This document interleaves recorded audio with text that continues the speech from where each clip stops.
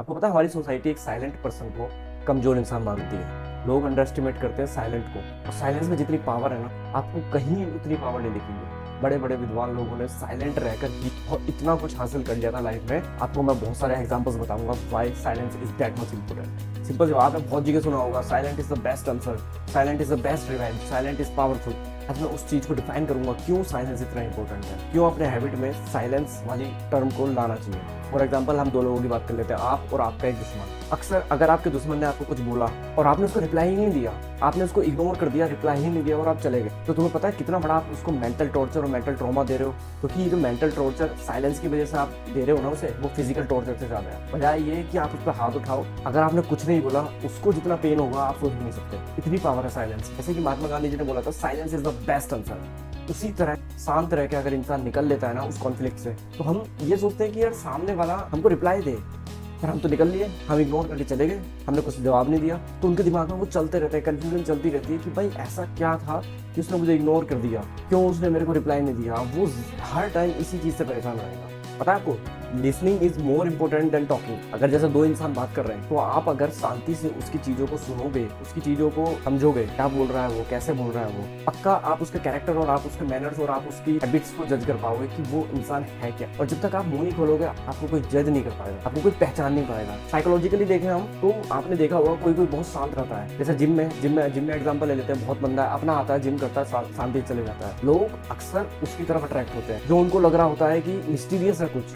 ना तो उसके बारे में कुछ जानते। हर इंसान, एक ह्यूमन, एक मिस्टीरियस चीज के पीछे अट्रैक्ट होता है। और जब आप अपना कभी मुंह खोलोगे या फिर आपको कुछ बोलना होगा ना, अपना ओपिनियन रखना होगा, तो लोग उसको ध्यान से सुनेंगे, क्योंकि उन्हें पता है this is a rare activity you do. बहुत ही रेयर आप बोलते हो, और जब आप बोलोगे आपकी रिस्पेक्ट की जाएगी, आपको सुना जाएगा। और ये भी माना गया है कि साइलेंट रहकर बहुत रिश्ते बचाए गए हैं, बहुत रिलेशनशिप बचाए गए हैं, बहुत मैरिज बचाई गई है डाइवोर्स होने से। क्योंकि जो इंसान शांत हो जाता है ना, या तो हस्बैंड या वाइफ, मोस्टली हस्बैंड देखे गए साइलेंट होते हुए, तो होता क्या है कि जितनी ज्यादा कॉन्फ्लिक्ट एक दूसरे से बहस करने से होगी, इसमें से एक जना साइलेंट हो जाए, बहुत सारी चीजें सुधारी जा सकती हैं, बहुत सारी चीजें समझी जा सकती हैं। क्योंकि जब दूसरा इंसान चिल्ला रहा हो ना और आप भी चिल्ला रहे हो, तो वो चीजें बिगड़ेगी ही बिगड़ेगी, कभी सही नहीं होगी। पर एक जना शांत हो जाता है तो वो थोड़ी देर चिल्ला के शांत हो जाएगा, फिर वो सोचेगा कि मैंने इतना चिल्लाया क्यों, जब उसने मेरे को कुछ बोला ही नहीं। तो ये एकदम लूप है जिसमें फंस जाता है इंसान।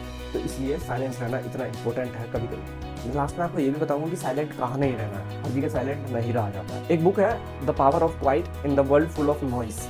उसमें लिखा है कि अगर मैं आपको इजी भाषा में समझाऊं, हम अपना बहुत समय खुशियां ढूंढने में लग जाते हैं इस चमक धमक दुनिया में, पर हमारा जो हार्ट एंड माइंड है ना, वो फुल ऑफ नॉइज से भरा होता है, फुल ऑफ थॉट से भरा रहता है, जिसकी वजह से we can't hear the call of love and life. अब बहुत चीजें हम मिस कर जाते हैं। तो कभी कभी साइलेंट रहना आपके थॉट्स को सोचने में मदद करता है। आप कभी भी टेरेस पे जाइए और साइलेंट रह के चीजों को सोचिए, क्या हुआ कैसे नहीं हुआ, बजाय किसी से बात करते हुए साइलेंट खुद से पूछिए, आपको बहुत सारे सवालों के जवाब खुद मिल जाएंगे। पता सबसे बड़ी समस्या क्या है? सबसे बड़ी समस्या ये है कि लोगों को पता ही नहीं है कि कब शांत रहना है और कब बोलना है। लोग जहाँ बोलना नहीं होता वहाँ बोलते चले जा रहे हैं, और जहाँ बोलना होता है वहाँ बिल्कुल शांत हो जाते हैं। तो you have to practise that particular thing कि मुझे यहाँ नहीं बोलना है, यहाँ मेरे टाइप के लोग नहीं है या मेरे मेंटेलिटी के लोग नहीं है, तो इसलिए मैं यहाँ नहीं बोलूंगा। अपने आप को रेस्ट्रिक्ट कीजिए और आप देखिए आपकी वैल्यू, आपकी रिस्पेक्ट ऑटोमेटिकली बढ़ जाएगी। और कभी कभी तो ऐसी सिचुएशन आती है कि आपको मालूम है आप बिल्कुल सही हो, आपकी इन्फॉर्मेशन बिल्कुल सही है, पर ऐसी सिचुएशन है वो कि आप सामने वाले को नहीं बोल सकते कुछ, क्योंकि कुछ बातों को समझने के लिए ना सामने वाले को भी समझदार होना बहुत जरूरी है। सच को जानना है, क्लैरिफाई चाहिए लाइफ में, तो start observing, start listening as compare to talking. Observe करना सीखो सामने वाले को, उनको सुनना सीखो, आपको बहुत सारी क्लैरिटी मिलेगी उनके बारे में और खुद के बारे में भी। तो मैं थोड़ा सा आपको बता दूं कि आपको